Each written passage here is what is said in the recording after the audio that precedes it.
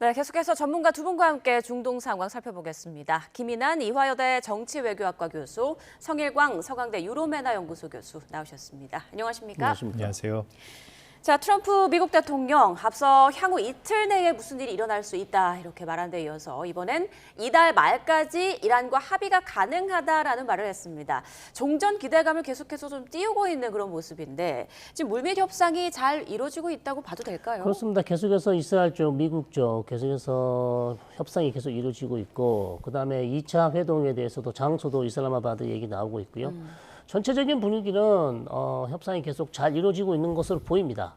그러나 최종적으로 아직 남아있는 부분이 있다. 합의가 안 된 부분이 있기 때문에 이 부분은 이제 2차 회동에서 어떻게 의견차를 줄이느냐가 이제 최종 타결 가능성 여부를 알 수 있을 것 같습니다. 이란 외무부 쪽에서도 파키스탄 중재를 통해서 미국과 계속 메시지를 교환하고 있다. 네. 이렇게 밝혔더라고요. 네. 이란 쪽에서도 지금 협상 의지가 꽤 높은 것 같네요. 그렇습니다. 아심 무니가 뭐 파키스탄 장성이죠. 네, 뭐 육군 참모 총장 이 사람이 직접 테헤란을 가서 여러 가지 미국의 메시지를 전달하고 받아오고 그래서 좀 바쁘게 움직이고 있는 그런 상황이기 때문에 테헤란 쪽에서도 역시 이 휴전을 원하고 있기 때문에 협상에 응하고 있다 이렇게 볼 수 있겠죠. 네, 2차 회동이 언제 열릴지 지금 정확히 나오고 있지 않은 상황인데 장소는 백악관이 발표한 내용에 따르면 첫 회담이 열렸던 파키스탄 이슬라마바드가 될 확률이 굉장히 높아 보입니다. 레빗 대변인이 중재 역할은 파키스탄이 유일하다라고 언급을 했더라고요. 그러니까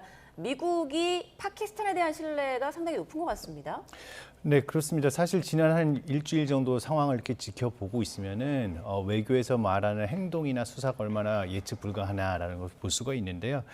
특히 뭐 결렬이라고 하고 나서는 지금 다시 이제 회담이 이제 재개될 것 같다 그러잖아요. 그러니까 우리는 결렬이라고 읽고 재개라고 이해를 해야 되는 그런 상황이고 예. 지금 이제 파키스탄 같은 경우가 이제 중재지로서 그다음에 중재자로서 역할을 지금 담당을 하고 있는데 일단 협상 창구의 단일화 측면에서 파키스탄을 이제 선정을 한 걸로 보이고요.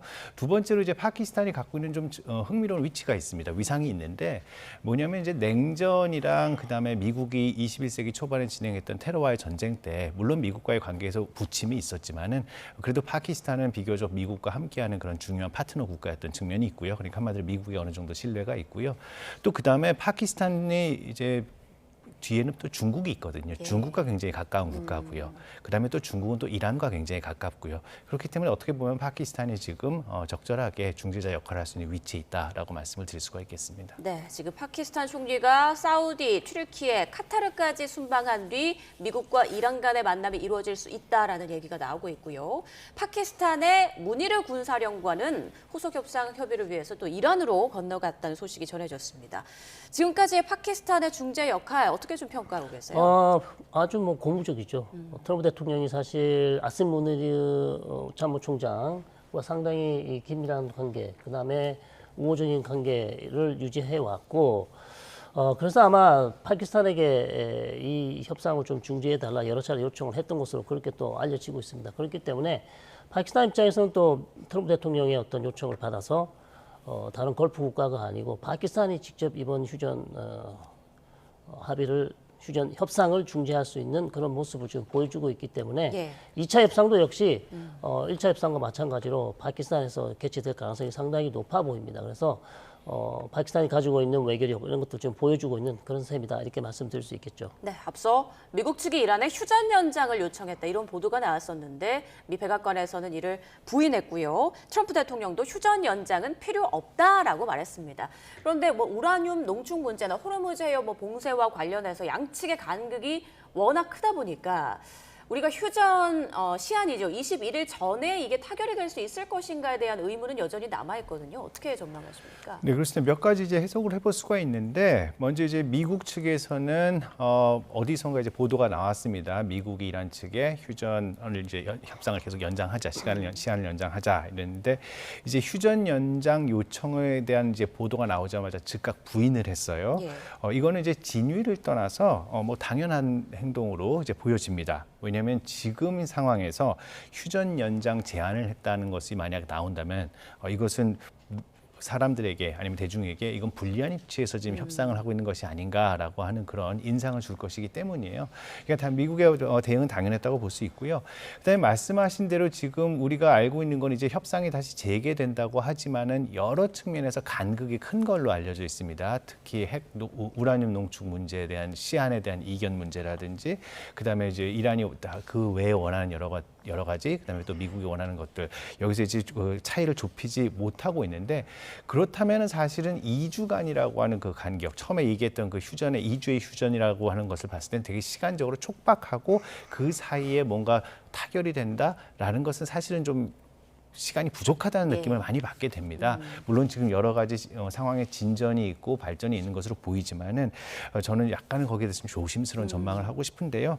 하지만 저 같은 경우는 지금 이제 현재 회담이 계속 진행되고 그다음에 협상이 진행된다면은 2주의 시간이 지난다, 휴전을 애초 약속한 2주의 그 휴전이 지난다 하더라도 아마도 회담은 계속해서 진행하기로 한다. 라고 선언을 하고, 그리고 또 신의 성실의 원칙에 의해서 무력 사용은 자제하는 방향으로 서로 간의 합의를 이뤄가지 않을까라는 생각을 해봅니다.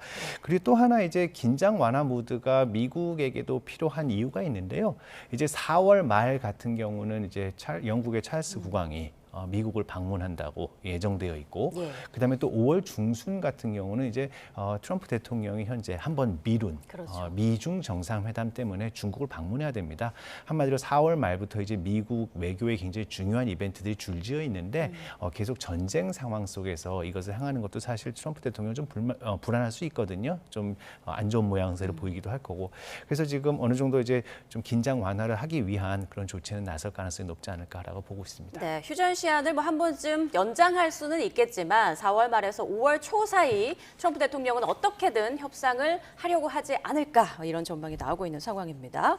자, 미국과 이란의 2차 협상 테이블에서 핵심 주제는 뭐니 해도 이제 핵 문제가 될 것 같은데, 우라늄 농축 중단 그 기간에 미국은 15년 이상, 그리고 이란은 5년, 10년 미만을 요구하고 있는 것으로 알려지고 있죠. 네. 어느 정도로 좀 조율이 가능하다고 생각하세요? 저는 미국 쪽이 좀 양보를 해야겠죠. 네, 20년은 좀 길어 보입니다. 이란 입장에서는. 그렇기 때문에 지금 나오는 얘기는 일단 미국 쪽에서는 이란의 민수용 핵 개발, 그러니까 뭐 원전이라든지 아니면 다른 목적으로 군사의 목적이 아닌 다른 목적으로 네, 그런 목적에 사용되는 원자력 프로그램에 대해서는 인정을 해줘야 된다라는 그런 요구를 하고 있기 때문에 제 생각에는 아마 10년 한 미만 정도로 해서 합의를 보는 것이 미국 입장, 그다음에 이란 입장에 대변할 수 있는 좋은 수치다, 이렇게 봅니다. 네, 오바마 정부 때보다는 좀 긴 기간을 얻어내야 하는 그런 또 트럼프 행정부의 입장이 있을 텐데, 마지노선 몇 년까지라고 생각하면 될까요? 저는 그래서 교수님 말씀하신 부분과는 좀 이견이 있습니다. 왜냐하면은 트럼프 대통령이 1기 당선될 때부터도 계속해서 오바마 대통령이 해왔던 핵합의는 잘못된 것이다라고 비판을 해왔거든요. 뭐가 잘못됐냐 그러면 많이 설명하지는 않았습니다. 근데 일단 잘못된다고 얘기를 했어요.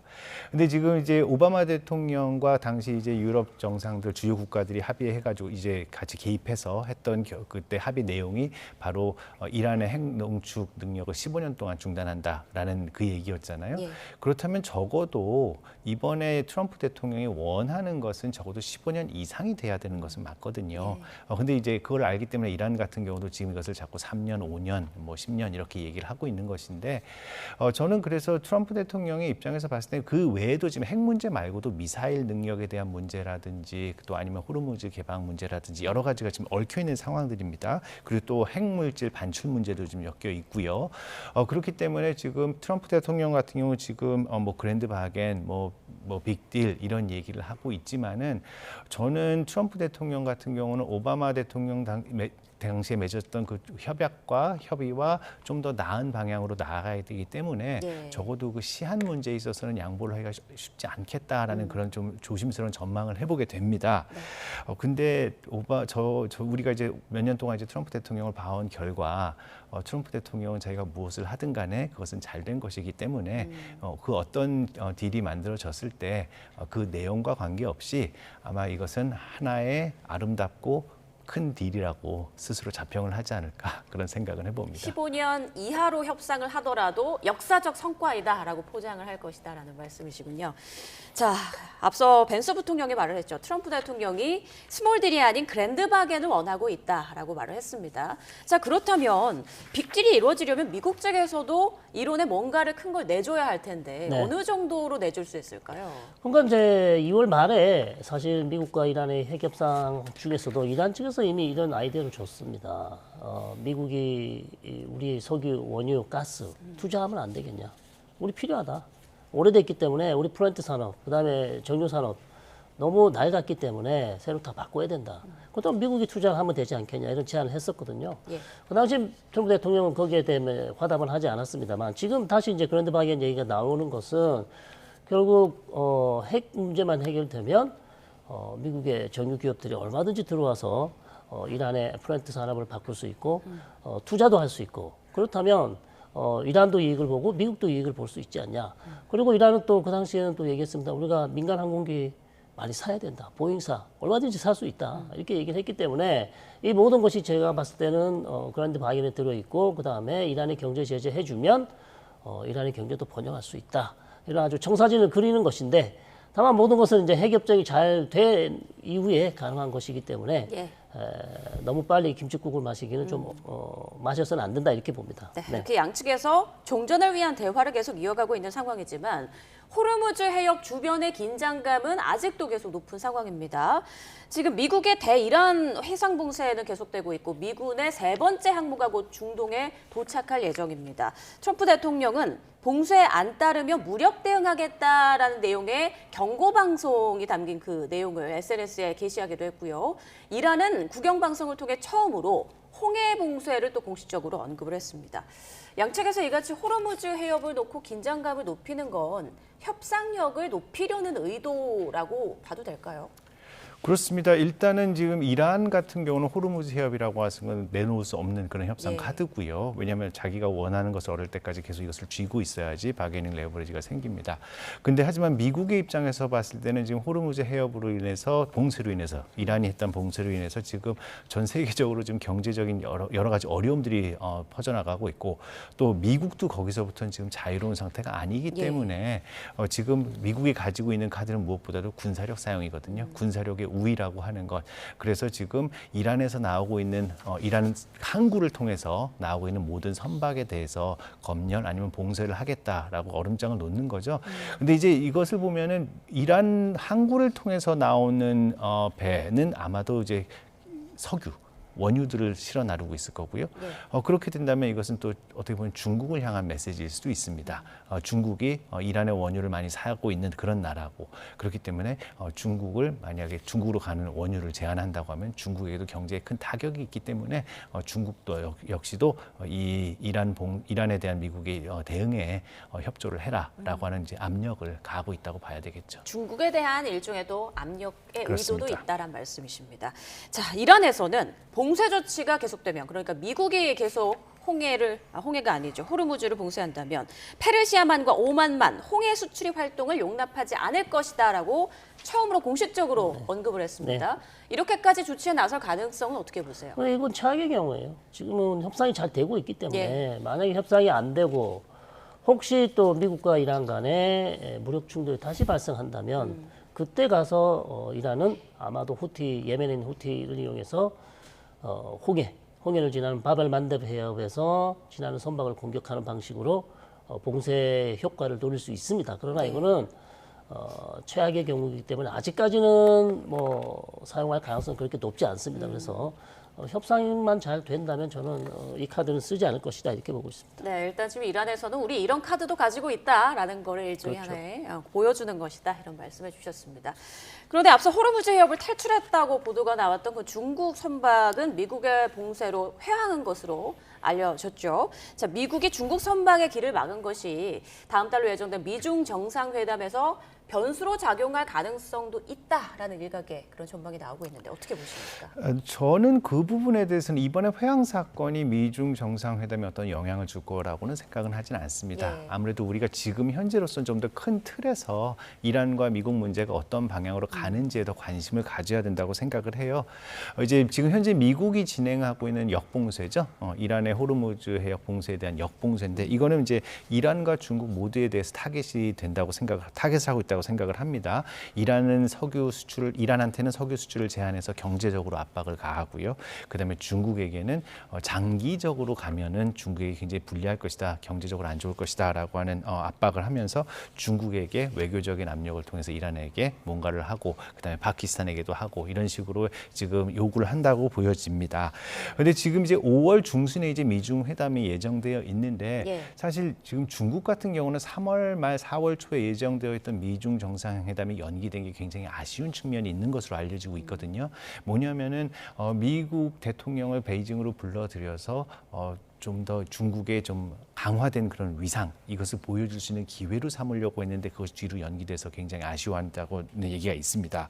그렇다면은 지금 중국 같은 경우는 또 미국에게서 받아내고 싶은 그런 것들이 있고 미국 역시도 지금 중국에게 대해서 가가지고 해야 될 여러 가지 요구들이 있거든요. 뭐냐면은 뭐 항공기를 더 사달라 아니면 대두를 더 사달라. 그다음에 또 하나 남아 있는 게 바로 중국이 작년에 1년 동안은 유예하겠다고 해놓은 그 히토류 수출 통제에 대한 것을 계속 안정화시켜 달라. 이런 요구들을 서로 해야 되는 상황이기 때문에 서로가 지금 필요한 상황이란 말이에요. 예. 그렇기 때문에 오히려 이 회항 문제가 어떤 변수를 작용하기보다는 저는 전반적으로 큰 틀에서 우리가 지금 중동 문제를 좀 보고 미중 문제도 같이 봐야 된다고 생각을 합니다. 그 앞서 중국이 이란에 무기를 지원하고 있다라는 외신 보도가 나왔었는데 이런 가운데 트럼프 대통령이 방송 인터뷰에서 관련해서 이제 시진핑 주석과 서한을 주고받았다고 얘기를 했습니다. 네. 이란에 무기 보내지 말라라고 요청을 했더니 우리 무기 안 보내고 있다라고 네. 이제 답이 왔고 그리고 이 과정에서 시진핑 주석이 나를 뜨겁게 껴안을 거다 이런 또 트럼프 대통령의 말이 있었어요. 네. 이렇게 공개적으로 이런 내용을 말을 하는 건 또 어떤 의도가 있을까요? 이제 트럼프 대통령은 김정은 위원장과 얘기할 때도 그렇고 서한이 서로 오간다라는 이야기를 공개하는 것을 굉장히 좋아합니다. 네. 이제 우리가 그것을 생각을 해야 되고요. 근데 이번에 이제 시진핑 주석 같은 경우는 이제 트럼프 대통령이 무기 보내지 말아달라라는 말에 우리는 보낸 적 없다라고 얘기는 했습니다. 하지만은 이것은 또 액면 그대로 이렇게 받아들이기는 쉽지 않은 측면이 있습니다. 네. 뭐냐면은 직접적으로 중국이 무기를 제공하지 않았다 하더라도 앞서 말씀드렸듯이 이란산 원유를 중국이 많이 수입함으로써 이란에 대한 어떤 제재에 대한 구멍도 내어주고 그다음에 또 이란에 대해서 어떤 재원이 공급이 된 거잖아요. 그럼 이것이 이란이 그것을 바탕으로 해서 이제 군부가 강화되고 여러 가지 무기를 구입하고요. 이런 측면으로 활용됐다라고 생각을 할 수가 있습니다.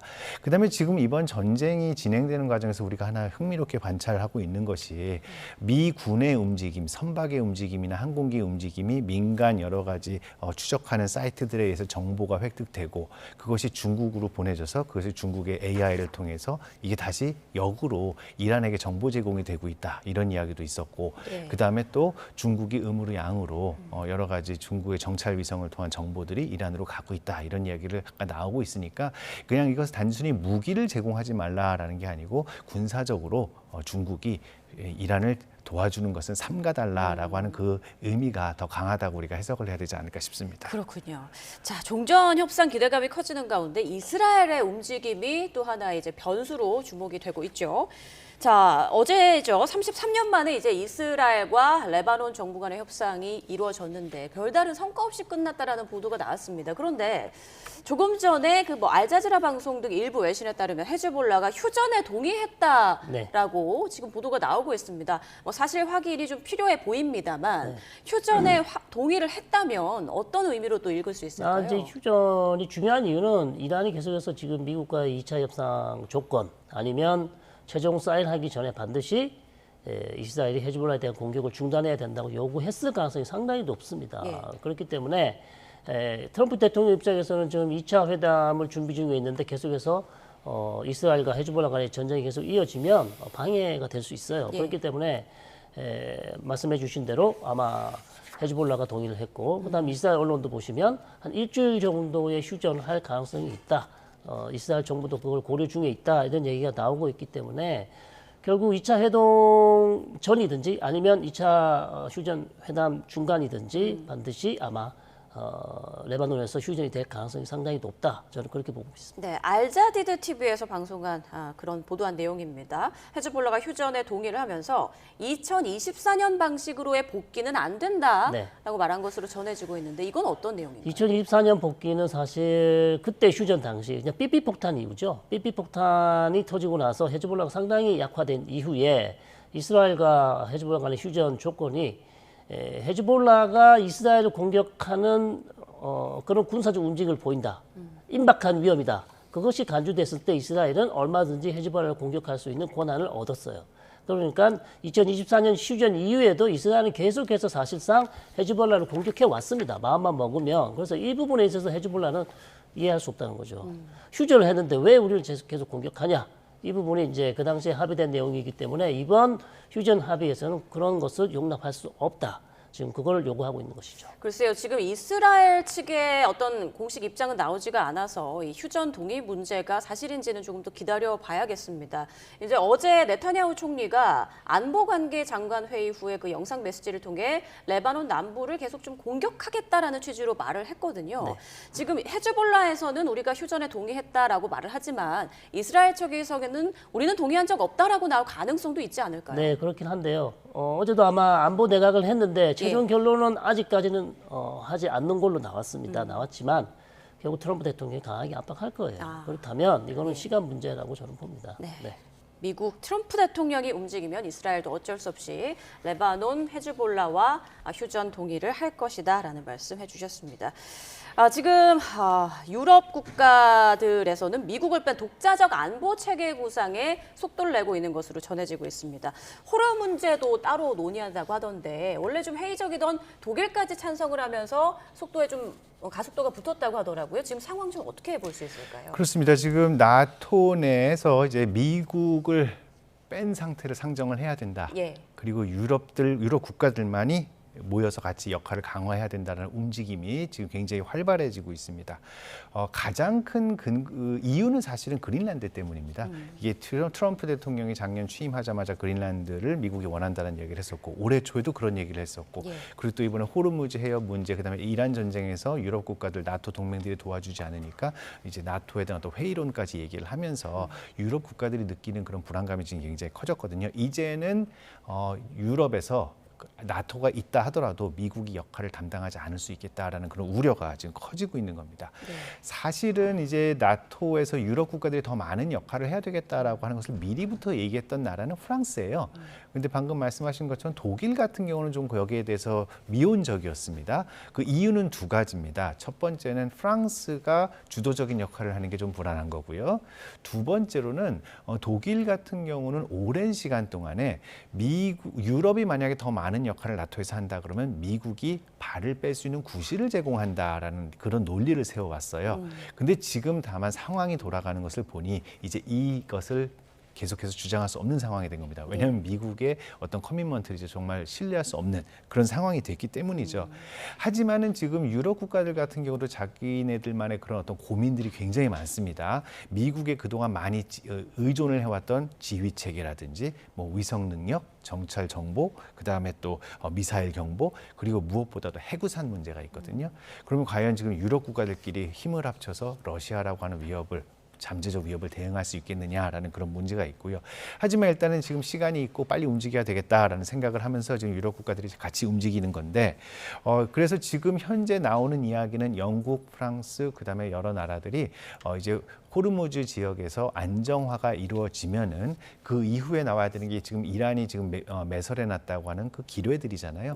이것을 해체하는 작업서부터 지금 우리가 먼저 나가야 되겠고 같이 힘을 합쳐야 되겠고 그 다음에는 항행의 자유가 보장될 수 있도록 군함들이 파견되어야 되겠다라고 하는 것에 지금 총의가 이루어지는 상황이라고 합니다. 그러니까 이것은 우리가 앞으로 어떻게 될지 좀 지켜봐야 될 것 같습니다. 자, 마지막으로 트럼프 대통령 관련 질문 좀 짧게 드리겠습니다. 앞서 자신을 예수로 묘사하는 AI 영상을 올렸다가 신성 모독이라는 거센 비난에 휩싸이면서 내리지 않았습니까? 그런데 간밤에 또 올렸어요. 이번에는 예수와 머리를 맞대고 있는 그런 또 이미지인데 도대체 왜 이러는 걸까요? 일단은 그 정말 큰 실수를 한 것으로 보이고요. 예. 그리고 그것을 회복하기 위해서 지금 또 다른 포스트를 올린 것으로 보이는데 그 처음에 말씀하셨던 그 거의 예수님의 모습으로 보이는 그 사진은 사실은 기독교계에서 엄청난 반발을 일으켰습니다. 예. 또 거기에 대해서 바로 그 전인가요? 후인가요? 전으로도 해서도 왜 교황을 직접 공격을 했었잖아요. 그렇죠. 네.